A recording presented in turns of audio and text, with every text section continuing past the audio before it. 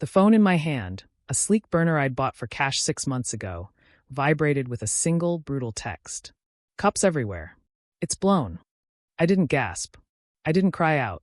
My heart didn't even pound. Panic is a luxury for those with options. Instead, a cold, clean surge of anger, so pure it was almost metallic on my tongue, flooded my system. It was the anger of a master architect watching a 5-year, $200 million project crumble into dust because a single, microscopic bolt had failed. 5 years of precision, erased by one fool's mistake. I stared at the text, the blue light illuminating my impassive face in the dark Atlanta hotel room. The boys, my 2 beautiful, golden-haired assets, were sleeping soundly in the next bed. For a fraction of a second, I felt an impulse to wake them, not out of fear, but out of a pragmatic need to pack our go-bag. But I held still. The plan wasn't just blown. It was incinerated. Run. It's a trap. Darius will tell you those were the words that saved his life, whispered to him on a napkin by some minimum-wage angel at his favorite restaurant. He's built an entire second life on that story.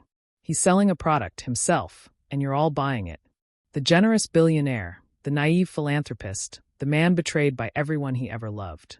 He wants your subscription. He wants your sympathy. He wants you to see him as a survivor. Before we continue, let us know in the comments where you're watching from. We'd love to hear from you. And don't forget to hit that subscribe button so you never miss any of our upcoming videos. Let me tell you the truth. He wasn't a survivor. He was a mark. There are only 2 roles in this world, predators and prey. His mistake was thinking he was the former. My name is Sandra. You knew me as Simone Williams, the loving wife, the doting mother, the successful consultant. They call me a black widow in the press, a name that lacks all imagination. Spiders are emotional. I am efficient. It implies a messy, emotional creature that kills out of passion or spite. I find it insulting. I am not a widow. I am an investor. I am a CEO of a very exclusive, very private equity firm that specializes in a single high-yield asset. Gullible men with more money than sense. My currency is time. My collateral is emotion. My return on investment is everything. Love is a transaction. Sentiment is the currency of fools. It's the highest stakes business deal on earth, and most people are absolute fools at the negotiating table, giving away their leverage for a flutter in the chest. I've never had that particular liability. My flaw, if you want to call it that, isn't greed. It's pragmatism. I see the world as it is, a series of locked doors and the keys that open them. Darius Williams was a vault, and he was practically begging someone to show him how to open it. So I brought him the combination. He thinks his story began with him. It didn't. It began with the very people he thought he'd escaped. It began with his mother. I have a certain reputation in very specific, very quiet circles. I am a closer. The call came, as it always does, from the shadows of a perfect life. I am the person you call when a delicate, long-term financial restructuring is required. Simone Williams, his mother, was a bitter, grasping woman who had spent a decade watching her golden boy son build an empire while she lived on scraps. He'd cut her off, and she was apoplectic.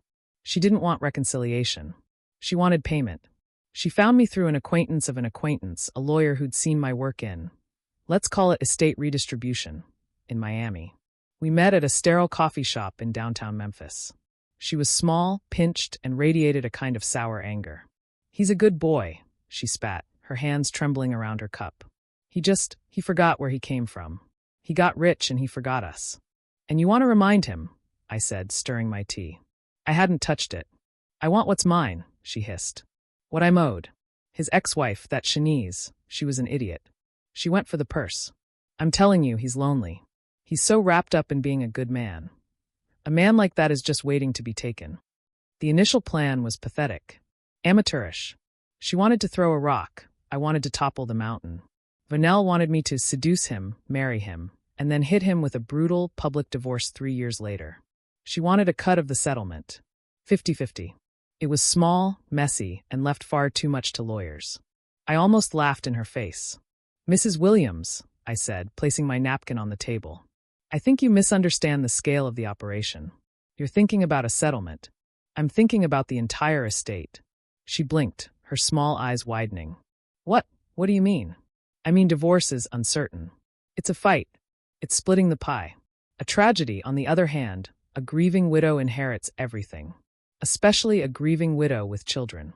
Divorce is a negotiation. A funeral is a coronation. Vernell was repulsed, which only confirmed her amateur status. But she was also greedy. She gave me the file, a thick manila folder filled with everything she had on him. Old photos, newspaper clippings, printouts from his company website. And the crown jewel, a detailed, tear-stained letter from his ex-wife, Shanice, which Vernell had somehow intercepted. That night, I didn't just read the file. I absorbed it. I studied Shanice's failure. She was obvious. She was a hammer. I would be a scalpel. She asked for things. She was dismissive of waitstaff. She was impressed by money. She was a neon sign flashing gold digger. Her mistake wasn't her greed. It was her impatience. Darius wasn't a man who could be bought. He was a man who needed to give. He didn't want a trophy. He wanted a partner. He didn't want someone to spend his money. He wanted someone to share his values. The key to Darius Williams wasn't his wallet. It was his ego. You don't break a man like that. You become the mirror he can't live without. He needed to be seen as the generous, kind, brilliant man he so desperately believed himself to be. Shanice had failed because she reflected his bank account. I would succeed because I would reflect his soul. The first call was to my real partner, Byron. Byron and I go back a decade. We met in Chicago, running a land development scam. He's the only person on earth I trust, because our arrangement is perfectly, beautifully simple. We are both in it for the money. There is no messy emotional entanglement. There is only the job. He's the strategist, the logistician, the man in the shadows. I am the face, the artist. He builds the theater, I play the lead. I laid the file out on his table. His name is Darius Williams. Construction empire. Self-made. Net worth estimated at 150, heading for 200 million. Byron whistled, picking up a clipping. And the in? The mother. She wants a simple divorce con. She's small time. And we're not, he said. It wasn't a question. No. This isn't a 3-year job, By. This is the long con. This is our retirement. This is the one we tell stories about. This wasn't just a job. It was our masterpiece. I'm going to marry him. I'm going to have his children. And then, when the estate is perfectly structured, he's going to have a terrible, tragic accident. And I said, tapping Darius's smiling, earnest face, am going to inherit an empire. Byron looked at me, a slow grin spreading across his face. Have his children? It's the only way, I said, my voice flat, all business. A wife can be divorced. A mother? She's bulletproof. A wife is an attachment. A mother is the entire foundation. She's the fortress. It cements the will. It guarantees the estate. It makes the entire world weep for her. The next 6 months were meticulous. This wasn't a romance. It was a character study. I became Simone. I built her from the ground up. I didn't just build a mask. I built a new, living person from the bones up. I created a fake, but plausible, consulting business in sustainable construction. I knew from his file he was obsessed with green building. It was the perfect, boringly progressive field that would make me his intellectual equal. I built a website. I populated a LinkedIn profile with fake endorsements.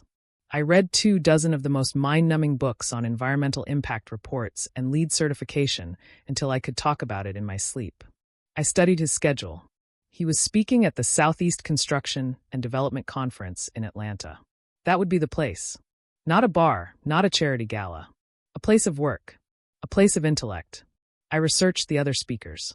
I found his white papers. I found a minor, arguable flaw in one of his cost analysis models regarding long-term savings versus upfront environmental investment. That would be my opening.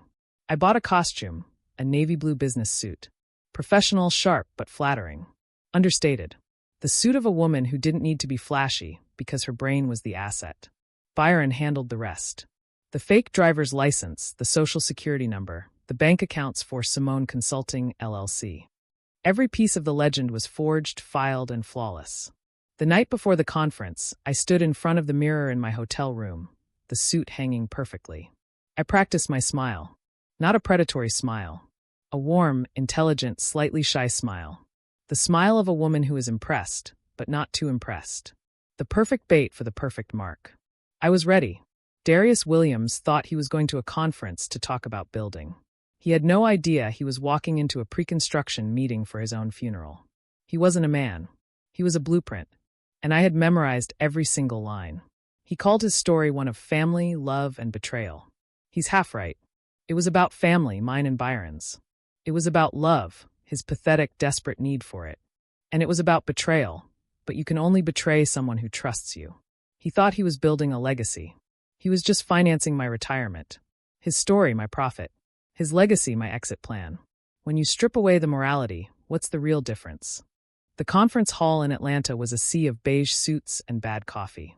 It smelled of industrial carpeting and desperate networking. This wasn't a conference. It was a hunting ground. I felt a familiar, cold thrill settle in my stomach. This was the stage. This was opening night. Byron was somewhere in the back, observing, our signals prearranged. A hand to my hair meant target acquired. A tap on my watch meant abort, new variable. We didn't need it. The mark was exactly where the schedule said he'd be. Darius Williams was on stage, pontificating about community care programs and sustainable frameworks. He was a decent-looking man, I suppose, in that earnest, overworked way. He had good man, hands calloused and capable. But his eyes, that's what I'd focused on in the photos. They were soft, eager. The eyes of a man who desperately wanted to be liked, to be seen as good. The eyes of a golden retriever. A man waiting to be led. I waited for the Q&A. My heart was perfectly calm, my breathing even. This is what separates professionals from amateurs. The amateur gets nervous. The professional simply executes. A microphone was passed around. A few sycophantic questions about his profit margins. Then me. I stood, and I could feel the room's attention shift. I was, after all, one of the only women in the room under 50, and I was wearing a suit that cost more than most of their cars. Simone Williams, I said, my voice projecting, clear and confident. Mr. Williams, I was fascinated by your white paper on long-term cost analysis in sustainable building. But your model seems to underestimate the 30-year savings from greywater recycling, especially when factoring in the projected rise in municipal water tariffs. You challenged Dr. Peterson's cost-benefit analysis, but haven't you made the same error, just in the opposite direction? Silence. It wasn't a question. It was a key custom-forged for the lock of his ego. I watched him. He blinked. He was impressed. I hadn't just read his paper, I'd challenged it. I'd challenged it with his own data. He fumbled for a moment, then gave a respectful, considered answer. We had a brief, academic back and forth. To the room, it was a dry debate on construction policy. To me, it was the first hook set deep and clean. I sat down, my face a mask of polite, professional interest. From the back of the room, Byron gave a subtle nod. The fish had taken the bait. After the session, I packed my briefcase slowly. The predator never chases. It draws the prey in. I didn't look at him. I let him come to me. I heard his voice beside me. Excuse me. I looked up, feigning mild surprise. Oh, Mr. Williams. That was an excellent session. Please call me Darius. And that was an excellent question. I don't think I've ever heard anyone challenge Dr. Peterson's cost analysis quite so effectively. I gave him the smile. The warm, intelligent, slightly shy one. Thank you. I've been following his research for years. Too many people in this industry are still focused on upfront costs rather than lifetime value. Lifetime value. The irony was exquisite. We talked for 3 hours. Or rather, he talked. I listened. I nodded. I asked the right questions. He didn't want a woman, he wanted an echo. I made him feel like the most brilliant, insightful, misunderstood man in the world. I was a mirror, reflecting back the exact image of himself he so desperately wanted to see. I was smart, but not threateningly so. I was successful, but in a quiet, consultant way that didn't challenge his empire. I was genuine. He asked me to dinner. I'd love to, I said. We went to a small, expensive Italian restaurant. The entire time, my internal processor was running, logging data. He loves his mother but feels betrayed by his family. Note, excellent leverage point. He's proud of his humble beginnings. Note, emphasize my own hard work ethic. He's terrified of being used for his money. Note, this is the primary firewall. The moment of truth came with the check. The waiter placed it on the table. Darius, ever the gentleman, reached for it. I placed my hand on his. Not seductively. Firmly. A gesture of partnership. Darius, please, I said with a warm, easy laugh. I'm perfectly capable of buying my own dinner. Besides, this was my idea as much as yours. Let's split it. His reaction was everything. It was shock, then confusion, then relief. It was a profound, visible relaxation of his entire body. He was terrified of being a bank account. So in one move, I became his partner. In that single moment, I had become the anti-Shanice. It was the single most valuable $150 I had ever spent. I didn't just buy dinner. I bought his trust wholesale. He wasn't falling in love with me. He was falling in love with a mirror I was holding up to his own ego. I walked out of that restaurant knowing I had him. The courtship phase was just a matter of logistics. We started with phone calls. I let him pursue me. I was busy with clients. I let calls go to voicemail, returning them hours later. So sorry, I was buried in reports. It drove him insane. He was a man who got what he wanted, and for the first time, he'd met a woman who didn't seem to need him. While he was busy winning me over, I was debriefing with Byron in sterile, untraceable hotel rooms. He's sending flowers, I said, scrolling through my texts. He wants to fly to Atlanta this weekend. Too soon, Byron said, looking over spreadsheets. He's a good man. Good men don't rush. They build. You need to be cautious. You're not looking for anything complicated. Byron was right. The next time Darius called, I deployed Phase 2, calculated vulnerability. Darius, I said, injecting a note of hesitant sadness into my voice. I have to be honest with you about something. I was married before. It ended badly. Really badly. And it's made me careful about trusting people. It was a masterstroke. I'd just taken his greatest fear, betrayal, and made it our shared trauma. He, too, had been betrayed by Shanice. We were two survivors in a world of users. He didn't just want me anymore. He felt a duty to protect me, to prove that he was different. He thought he was saving me. He was just helping me build his cage. I let him convince me to let him visit. I let him earn my trust. We'd have long, soul-bearing conversations where I would feed him a carefully curated, tragic but not too tragic backstory about a fictional ex-husband. He ate it up. He held my hand and told me, "I'll never hurt you, Simone. I know what that's like." "I know you won't," I'd whisper, my head on his chest, my mind calculating the compound interest on his naivete. The escalation was slow, deliberate, and flawless. I was kind to waitstaff, overly so. I never asked him for anything. When he offered to buy me an expensive gift, a Cartier watch, I politely declined. "It's beautiful, Darius, but I don't need things. Let's just take a walk in the park. That's what I value. Time with you." I could see the internal checklist in his head being ticked off. Not materialistic. Check. Independent. Check. Kind. Check. Shares my values. Check. He was so proud to have found the one woman who wanted nothing. He never realized I was planning to take everything. The day he asked me to move to Charlotte, I hesitated. I had my business in Atlanta. My life. "I'm not moving to Charlotte to be supported by you, Darius," I told him, my face a mask of serious, professional integrity. "I'm moving to Charlotte to be with you. I'll still have my own work, my own income. I just want to share my life with you." I insisted on getting my own apartment at first.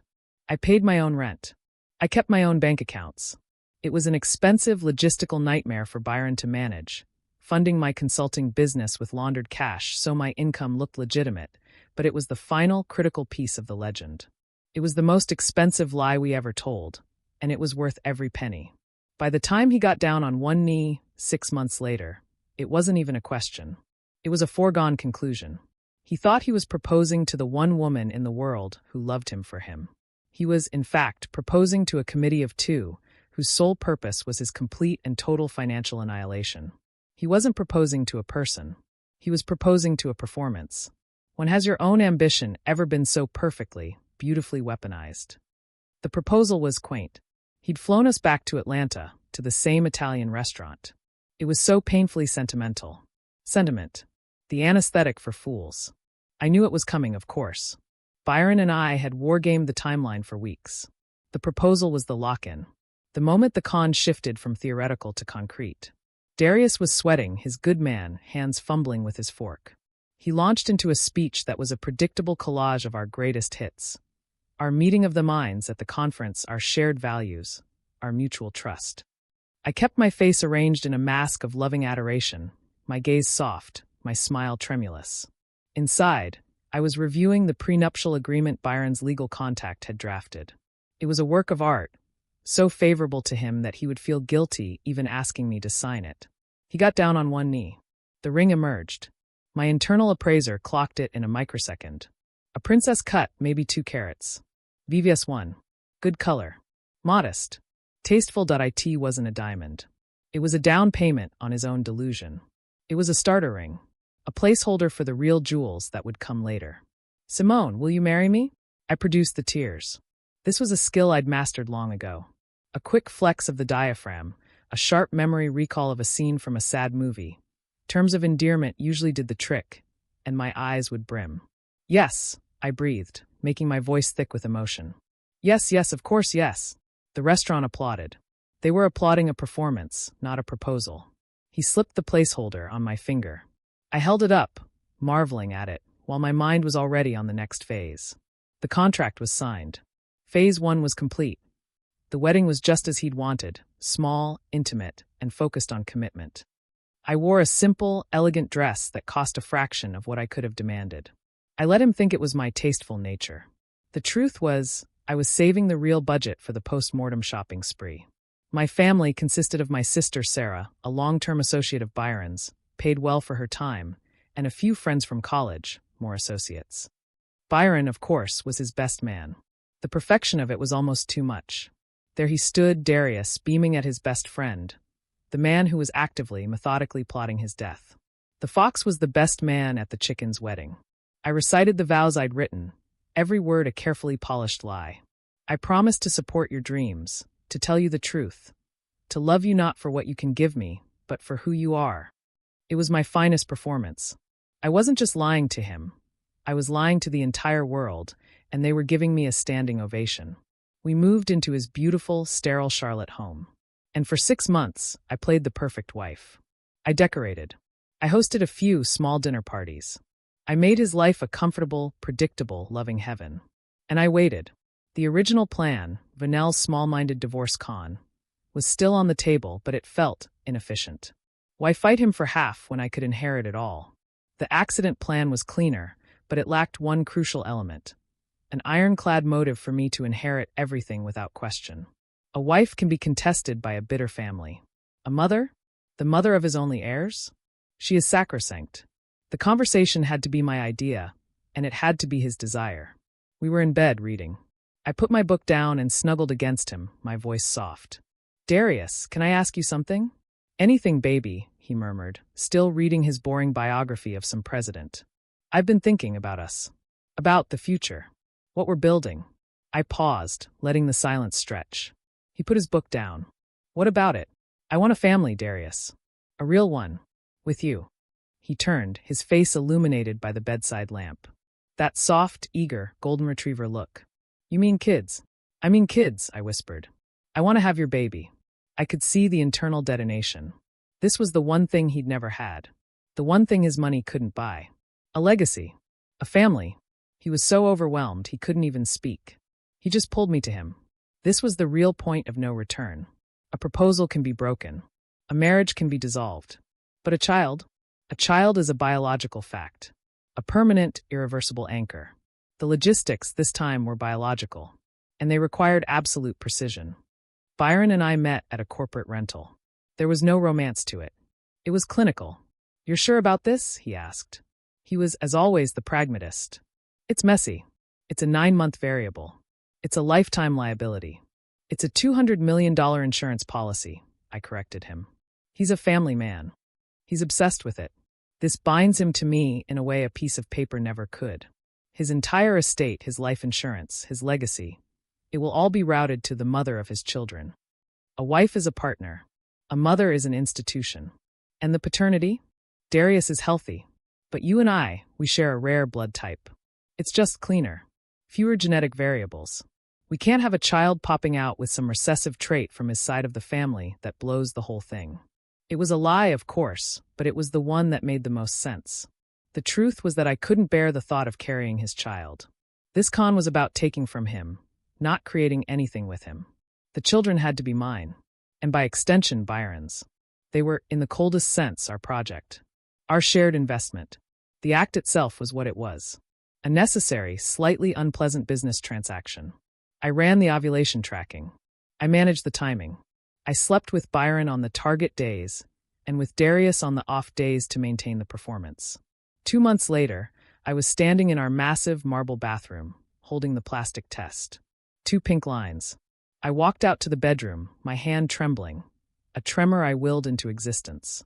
Darius? He looked up from his laptop. Baby, what's wrong? I held it up, letting a single, perfect tear trace its way down my cheek. Nothing's wrong, I choked out. Everything's perfect.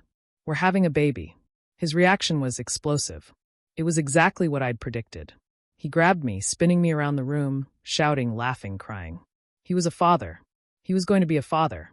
And in that moment, I knew I had won. I owned him. I owned his future. I owned his legacy, his name, his entire pathetic, trusting heart. He thought I was giving him an heir. I was just forging his death certificate. The pregnancy was an inconvenience. I hated the loss of control over my own body, the nausea, the fatigue. But it was a fantastic tool. I used it to further isolate him. Darius, I'm so tired. Can we please not see your mother this weekend? Darius, the doctor said I need peace. Your brother Terrell's drama it's too much for the baby. He became my willing bodyguard, cutting off the few remaining family ties he had. It was just us, our perfect little soon-to-be family. When Darius Jr. was born, I held him, and the first thing I felt was vindication. He was healthy. He was blonde. He looked nothing like Darius. He was perfect. Darius, of course, was a wreck, weeping as he held his son. He's amazing, Simone. He's perfect. He looks just like you. I lied, and he beamed, too blinded by his own narrative to see the truth. Marcus followed 13 months later. A happy accident. Byron and I had decided 2 was better than 1. It cemented the family image. It gave the story depth. My motherhood was a role like any other. I was patient because the role required it. I was loving because the performance demanded it. The boys weren't my sons. They were my assets. They were the most beautiful, effective, and valuable leverage I had ever created. They weren't born from love. They were born from ambition. They were the living, breathing, $200 million linchpin of the entire operation. Some women give their husbands sons. I gave him an alibi for his own replacement. He thought he was starting a family. I was just staffing my exit plan. For 5 years, I played the part of Simone Williams, and I played it to perfection. Life was a predictable, comfortable, and mind-numbingly boring routine. I was the perfect mother, the supportive wife, the successful, but not too successful businesswoman. I managed the household. I managed the children. I managed Darius's fragile ego, making him feel like the king of a castle I was systematically looting from the inside out. Byron, as his best friend, was a constant, steady presence. He was Uncle Byron. He taught his sons, our sons, to throw a baseball. He and Darius drank whiskey in the study, talking business. I would watch them, a cool, quiet satisfaction settling in me. The 2 most important men in my life, all in one room. One my partner. The other our Mark. It was a perfect domestic ecosystem of deceit. The plan was in a holding pattern. The boys were young.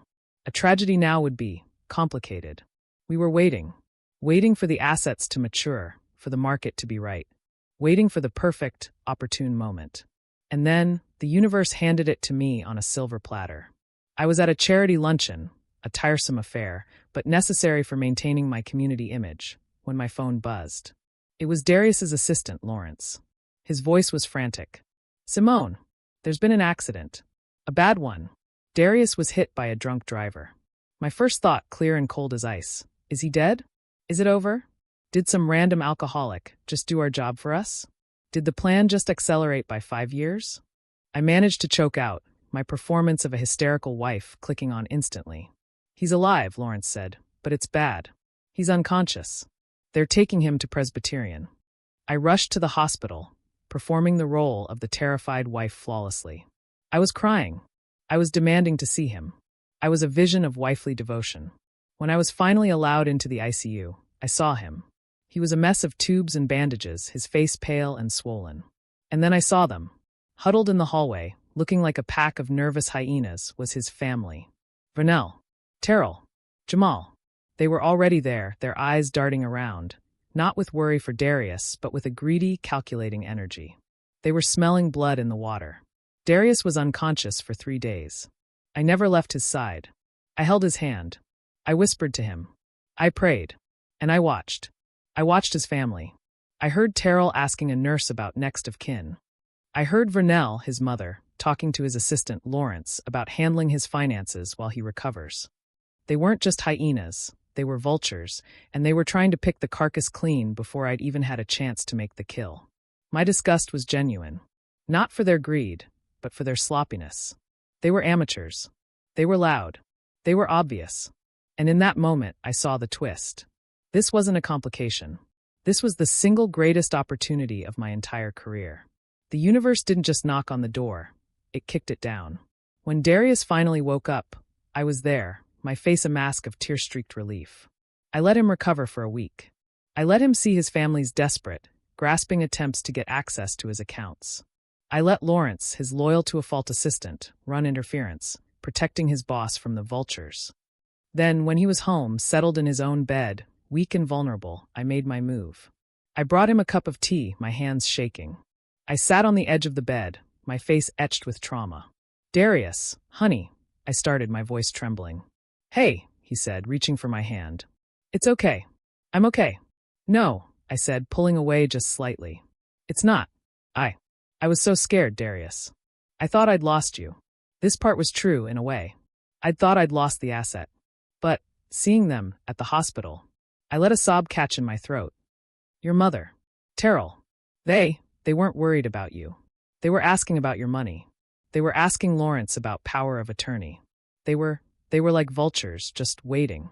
I had just taken his own deepest, darkest fear about his family and spoken it aloud. I saw the look on his face. The pain. The recognition. The confirmation. He needed to believe me because he already did. "Simone," he whispered, horrified. "What if you had died, Darius?" I cried, letting the real tears come now. What would have happened to us? To Darius Jr.? To Marcus? They would have tied me up in court for years. They would have tried to take everything. They would have claimed you weren't in your right mind, that I'd manipulated you. I stood up, pacing, playing the part of the terrified mother protecting her cubs. I can't live like that. We can't. We have to protect our children. We have to protect our family. What do you mean?" he asked, his voice weak. I turned to him, my eyes blazing with a fierce, protective love. "I mean, we need to lock it down. All of it. We need to update the will. We need to structure the estate so no one can ever touch what you've built for our boys. And Darius, your life insurance, it's not enough. Not if the company has to fight off a legal challenge from your family. We need more. Enough to protect the estate. Enough to protect us." It was a masterpiece. I had just used his own family's greed as the justification for the very tools I needed to destroy him. I wasn't just building a fortress for him. I was building one around him. He didn't even hesitate. The next week, he was on the phone with his lawyers and his insurance broker. He thought he was building a fortress to protect his family from his past. In reality, he was so afraid of the vultures, he never saw the python wrapped around his neck. He updated his will, making me the sole executor and primary beneficiary, with everything held in a trust for the boys that I controlled completely. And he increased his life insurance. $20 million. I saw the paperwork. My hands didn't shake. I just felt calm. The number was concrete. The number was real. The payout was now confirmed. I met Byron at our usual spot, a nondescript business park cafe. "He's upping the policy," I said, sipping my coffee. $20 million. On top of the estate, the business, the properties. Byron looked up from his laptop. He didn't smile. He just nodded. "It's time," he said. "Yes," I replied, my voice perfectly even. "It's time." He served his purpose. The accident had been the twist in the plot, the shocking revelation that changed the game. It was the catalyst that moved us from the when to the now. The long con was over. The endgame was about to begin. He thought he was protecting his assets from his past. He was really just liquidating them for his future executioners. When has a crisis ever presented you with such a perfect, beautiful opportunity? The endgame. This is the part of the job I live for. The meticulous planning, the tightening of the net. The 5 years of patient, boring family life were over. The long con was a marathon of patience. The endgame is a 3-month sprint of pure, cold precision. My ruthlessness, which I'd kept carefully sheathed, was now fully engaged. My performance as Simone had to shift. The trauma of the accident was my cover for everything. When I was distant, it was because I was still processing his near death. When I was overly affectionate, it was because I was so grateful he was still here. But my real performance was that of the anxious wife. Darius, are you sure the new estate documents are filed correctly? I'd ask, feigning a crease of worry on my brow. With your family, I don't trust them. Baby, it's all handled. You're the executor. The boys are protected. But the debt, you're taking on so much for this new expansion. What if something happens? The $20 million policy. Will it be enough to cover the business and the estate taxes and take care of us? My anxiety wasn't a flaw, it was a feature. He, of course, found it endearing. He thought I was being a responsible partner, a protective mother. He didn't realize I was just confirming the balance of the account before making the final withdrawal. While I was managing his ego, Byron was managing the how. We met in the sterile quiet of a high-end data storage facility. Soundproof, no cameras, perfectly anonymous. I vetted a team, Byron said, his voice low. 4 men. Professionals. They come in from out of state. Their specialty is high-net-worth home invasions. Clean, fast, and they know how to make it look right. No loose ends, I said. It wasn't a question. These weren't thugs. They were surgeons, and the house was their operating theater. They don't know us. They don't know his name. He's just a mark. A number. They get $50K each. In escrow.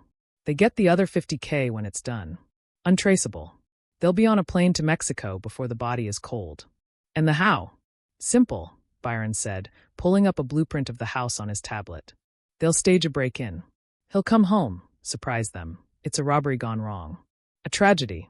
They'll take some jewelry, some cash from the safe, to make it look authentic. My wedding ring, I said suddenly. The 2-carat placeholder. They should take that. It's symbolic. Byron nodded, appreciating the poetry. Good. I'll add it to the list. They'll rough up the scene, disable the internal security, and be gone. By the time the alarm company gets a signal, they'll be halfway to the airport. The last 6 months were a blur of this dual life.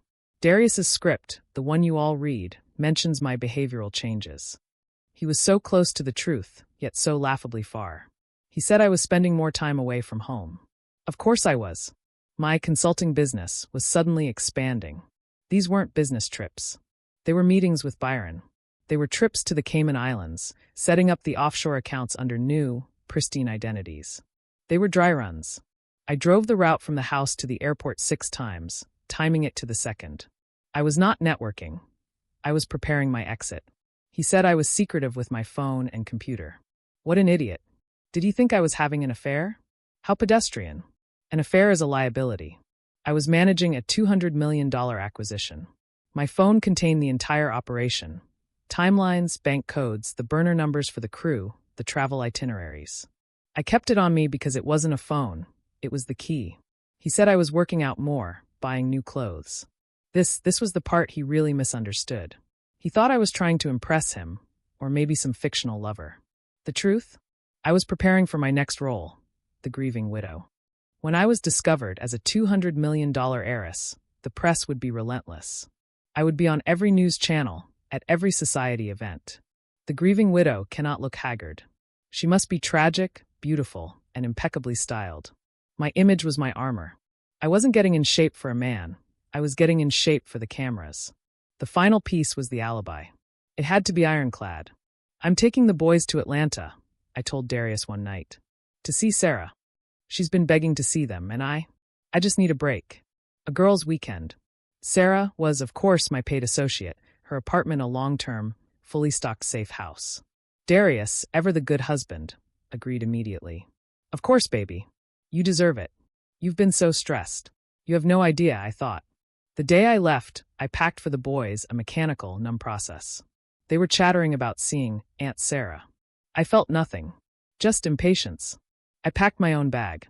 It was light. Everything I actually valued, forged passports, ledger keys for the crypto accounts, a small bar of gold, was already in a lockbox in Atlanta.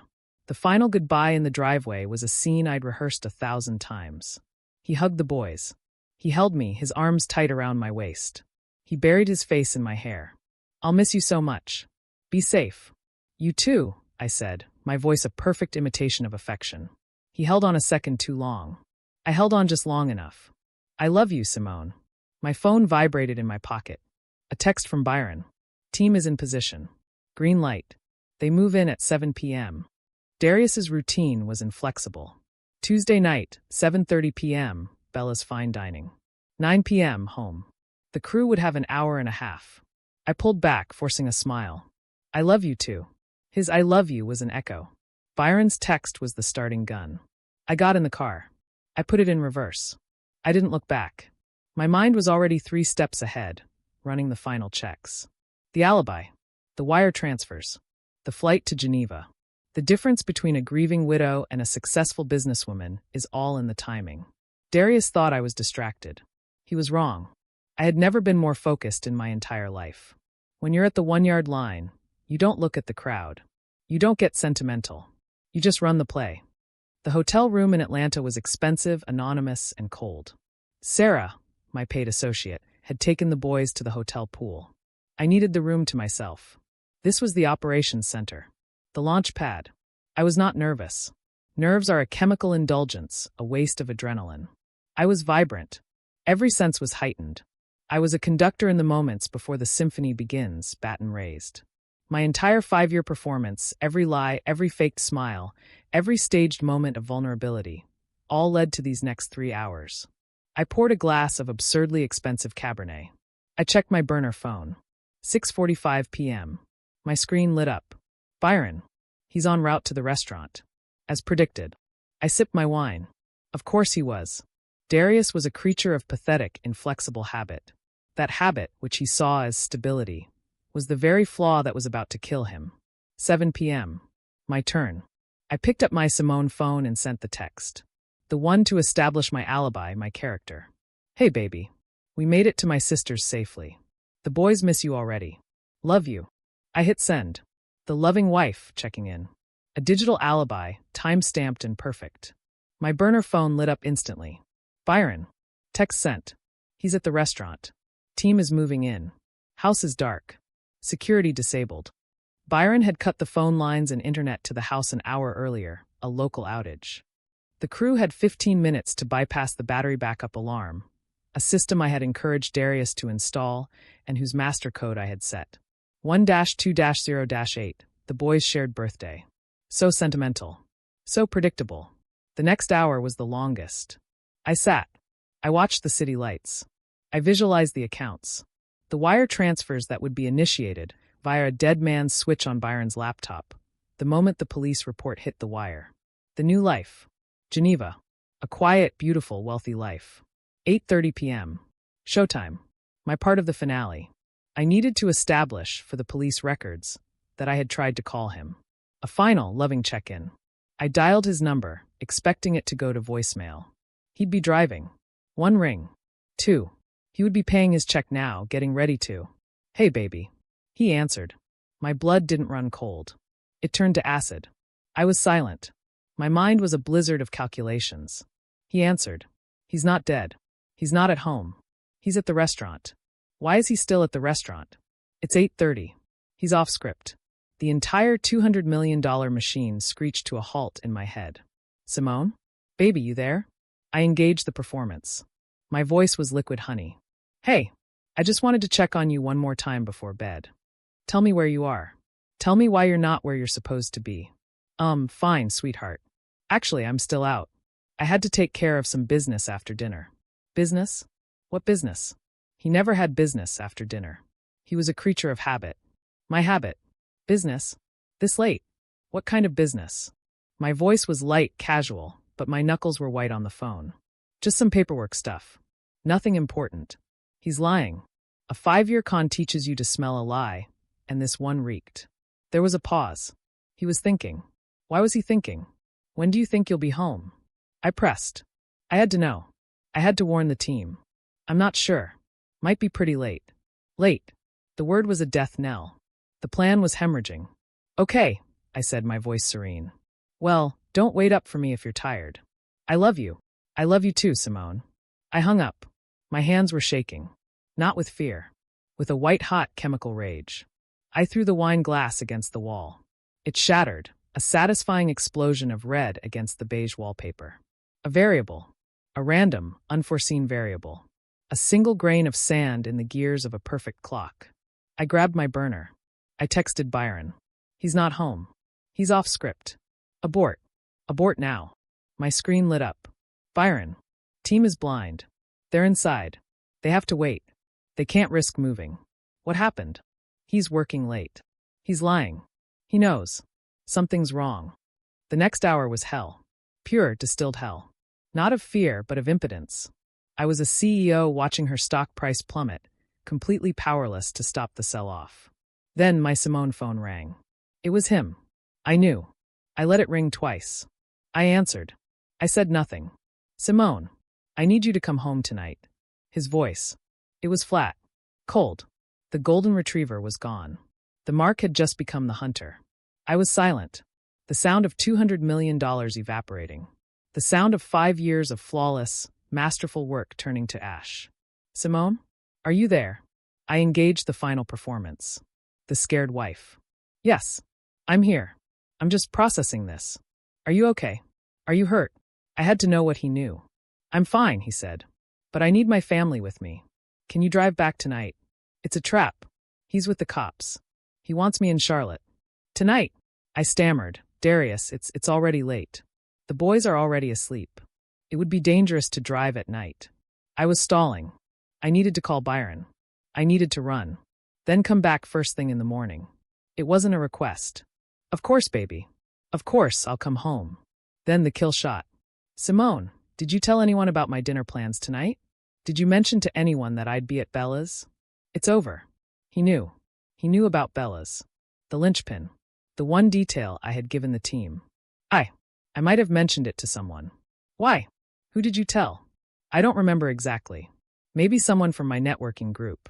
Darius, why are you asking me these questions? You're scaring me. I hung up. I immediately called Byron's burner. Straight to voicemail. He's running. Or he's been caught. That bastard. I grabbed my go bag. I walked into the bedroom. The boys were asleep. My assets. Now my liabilities. I couldn't take them. They were his children, in the eyes of the law. They were anchors, and I was sinking. I looked at them, my beautiful $200 million project, and I felt nothing. Just the cold, pragmatic calculation. They had served their purpose. Now they were dead weight. I left them. I walked out of the hotel room. I took the service elevator down. I was in the lobby, heading for the exit, when 2 men in suits stepped in front of me. Ms. Mitchell? Sandra Mitchell. One of them said. The name. My real name. That's when I knew. It wasn't just the plan that was blown. It was my legend. We're with the Atlanta PD. We need you to come with us. The interrogation room was beige.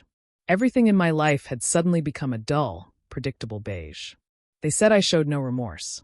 Why would I? I don't feel remorse for a failed business merger. I feel frustration. I feel anger. Remorse is for the guilty. I am simply a failed strategist. The part that kills me, the part that I will roll over in my mind for the next 30 years in a 6x8 cell, is the how. A waitress. A 22-year-old minimum wage, nothing named Celeste. A random variable. A rounding error. A single insignificant gnat that flew into a multi-million-dollar engine and brought it crashing to the ground. All my planning. All my precision. All my work. 5 years of flawless, patient architecture. Defeated by a girl who probably couldn't even balance her own checkbook. She wasn't even a real employee. A ghost, they said. A mystery. It makes it even worse. A ghost in the machine. My machine. At the trial, they used my own words against me. My confession to Byron, which he'd apparently recorded as his own insurance policy. That bastard. He wasn't a partner. He was just another amateur with a panic button. He wasn't a person. He was a mark. They quoted me when they showed the jury my final, heartless statement to the police. When they asked me why, I told them the truth, and they recoiled from it. Because he was stupid enough to believe that someone like me could actually love someone like him. And it is the truth. Darius wasn't betrayed by love. He was bankrupted by his own desperate, pathetic naivete. He wanted a fantasy, and I was the best fantasy money, or in his case, his money, could buy. He just couldn't afford the price. He's out there now, I hear. He started a foundation. He helps people. He married some other broken, betrayed woman. He learned nothing. He's still the same soft, Naive fool he always was, just with a better security system. He thinks he won. He's alive. He has his money. He is my son's. But I live in his head, rent-free, for the rest of his life.